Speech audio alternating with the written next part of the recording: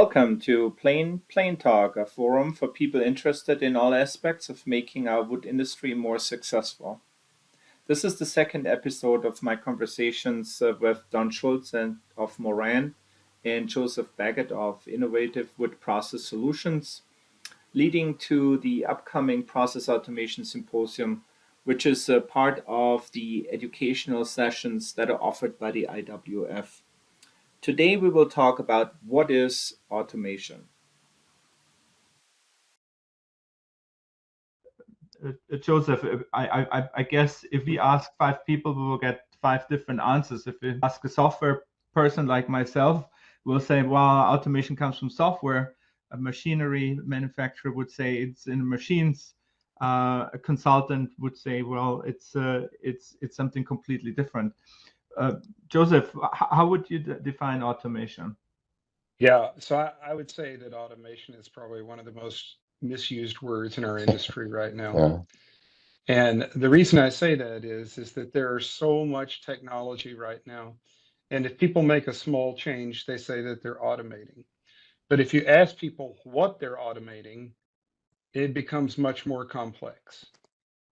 So right now, there's a huge push for people to go buy machines to replace direct operators in hopes of reducing that labor content difference that Don just alluded to. That said, is that within that contents, you've just answered your own question of what it is that you're trying to automate.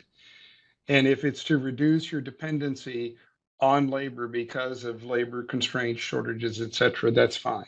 Not saying that there's anything wrong with that. But if you look at the people in other developed industrialized nations that have automation in general, right? They automate things for a much more holistic purpose. And so I'm going to allude to two different things. One is that this craftsmanship, every day there's 250,000 cabinets, more or less, manufactured in the United States. About 30% of those come from a very large company, about 20% of those come from a medium company, and about 50% of them come from small companies, a whole bunch of different small companies, Yeah. right? So within that is the craftsmanship. So for a long time, a business could be started from very humble means. A craftsman could start it. You could be successful. All you had to do was get the sales, right? And the emotional driver much was creating something of beauty with your hands that you could turn around and sell. The part for the people that are in that 50% that still make 125,000 cabinets every day, right, is the issue of scalability always begins to creep up when they get to the point of growth, that critical mass, right? So I want to tell you, we have a client that's a furniture manufacturer. You had two guys that had never made furniture in their lives, right? They were not craftsmen. But what they did ask is, okay, A, what market could we make furniture in? B, what would make the biggest difference in that market, right? And they put together a furniture factory with some of the highest level of automation. They have 4 spindle turning machines that they make chair legs and backs off of, right? That's connected to software. That software is connected to an ERP, and that ERP is connected to e-commerce where people order their furniture. Okay? You can change so much within that stream that can nimbly drive value. But it wasn't started by craftsmen, it was started by entrepreneurs. Right. That said, is that craftsmen ultimately have if you've got a great craftsman, you better hold on to them, right? They definitely have their place in the industry. But the question is eventually what is in those people's minds and hands becomes a need to be scalable, right? So back to answering our question of what is automation. Automation is taking people, information, machines, layout, and materials, and creating something that has a labor content, a selection process, an engineering process, all of those things, right, that drive the most amount of value within a wood fabrication or manufacturing entity. It's not just machines. In fact, I would tell you, if you want the most effect out of all this new machinery that is being bought, automate your information first. Yep. I would agree with that, Joseph. I think if you look at our industry, everybody is running more or less the same machines, the same equipment, the same computers, much of the same software, the same board, the same edge banding, the same hardware. There is very little differentiation on the factory floor and on the product side. It is the ability for companies to manage information that I think is absolutely the next competitive frontier.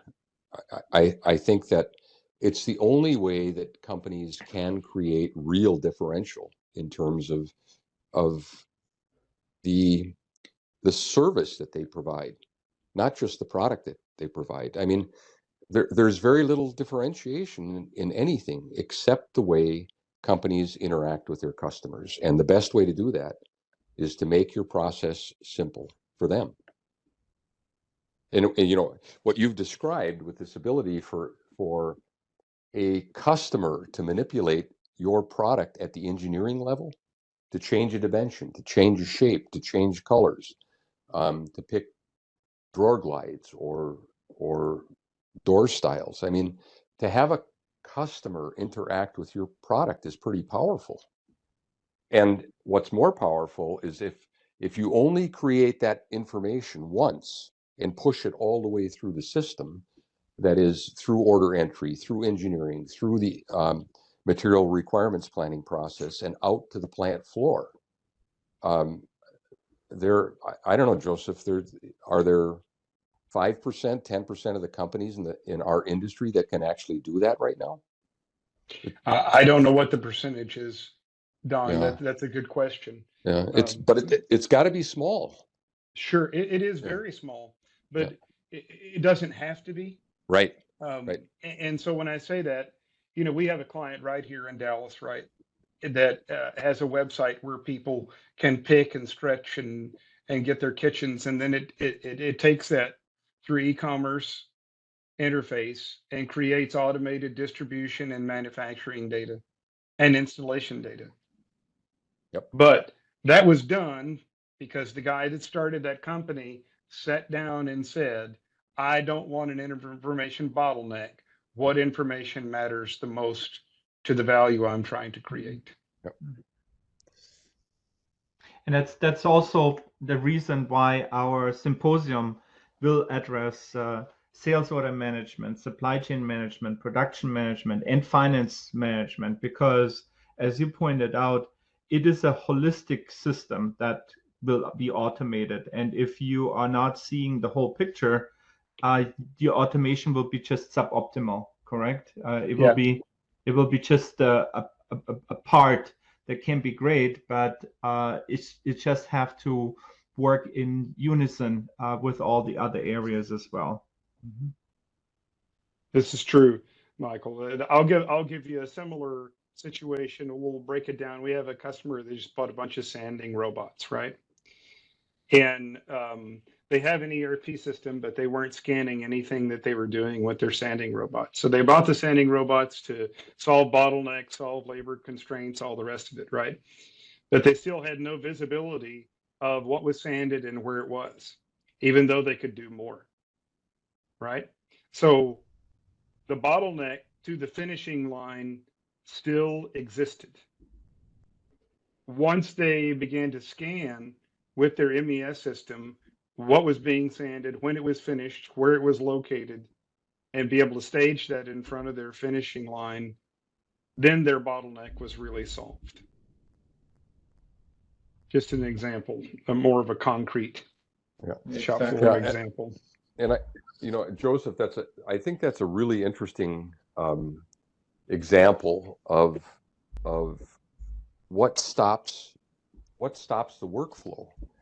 And you know, it's one of the powerful aspects of an MES to me is that it's never the stuff that is done and you know where it is and you know that it is ready for assembly or ready for shipment. It's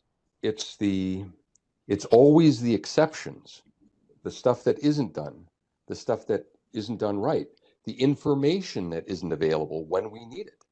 Yeah.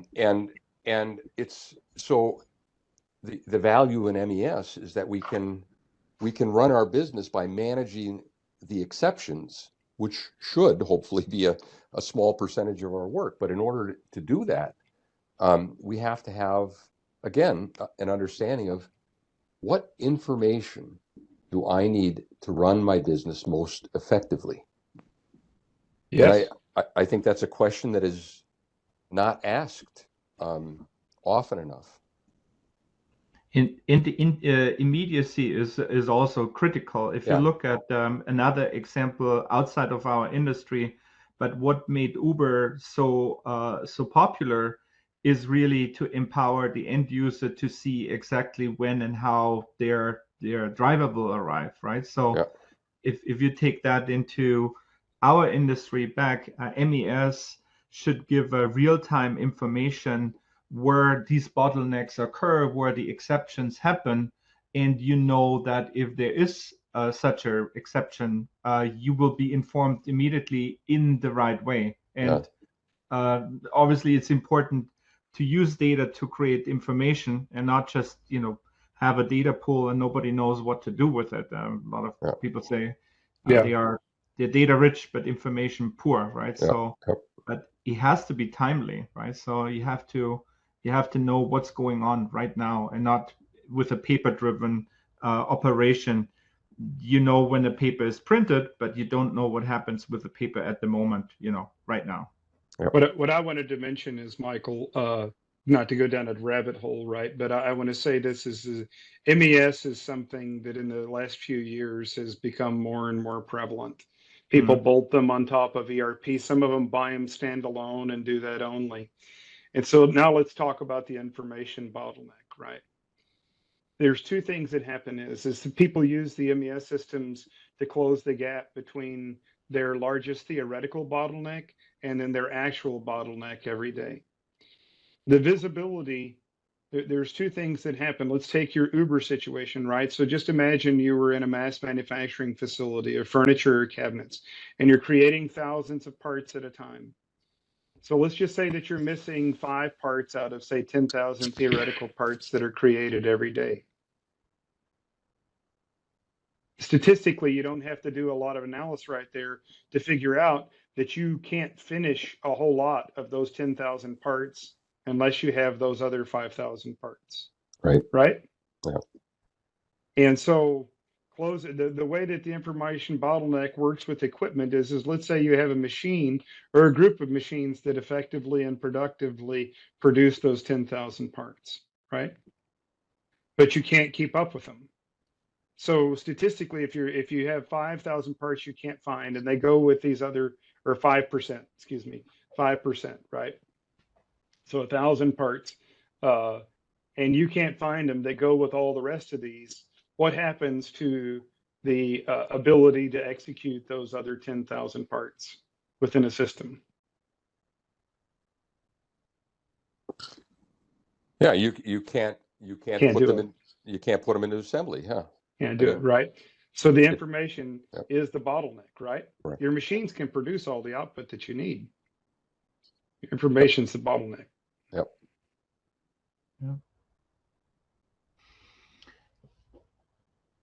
Well, this is a good point to just sum it up for today. We talked about processes, what processes are. Don, any changes in the definition or a quick definition on your side for the process side? Just a sentence. No, I think that that this idea that a process is a series of interdependent but separate work activities that are initiated for with the expectation of a certain result. I think again the our industry, I think, is really good at looking at the process on the factory floor. But I think what they're not so good at is looking at the entire process, end to end of the business, and then to discuss the informational needs.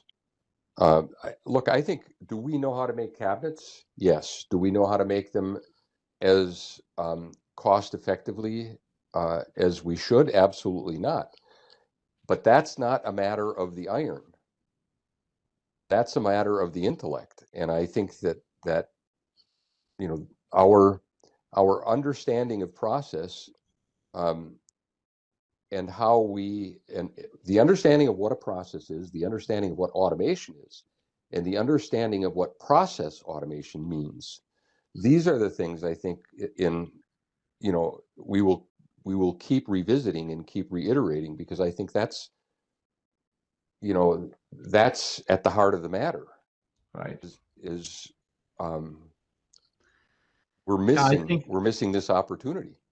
Yeah, I think in one of our next sessions we should talk about what are the best ways to capture these processes and document them, because I think one is to know about them, but then also making them accessible to other people will play an important role. Yeah. Joseph, final words on your from your perspective, processes and automation. Yeah, I would just encourage folks, the best answers come from the best questions. Best questions come from the deepest understanding and experience. The purpose of this symposium and all of the discussions leading up to it is really to drive thoughts to ask the best questions. There's so much information, there's so much technology right now, right? And if you ask the same questions over and over again, you'll just get the same answers. Mm-hmm. And our industry is in dire need of new answers, new solutions for an old industry. That brings us to the end of today's session. At the end, I want to show you how to register for our Process Automation Symposium that takes place on Monday before the show starts. So you go to the website of the IWF. It's iwfatlanta.com, and then go to education. You see the education sessions that are offered. You select Process Automation Symposium, and then you see details about the dates, the time, the course description, who should attend, the schedule, and then also a little more information about our speakers. There's a little bio that you can look at, and then you just go to register now, and that brings you to the registration page.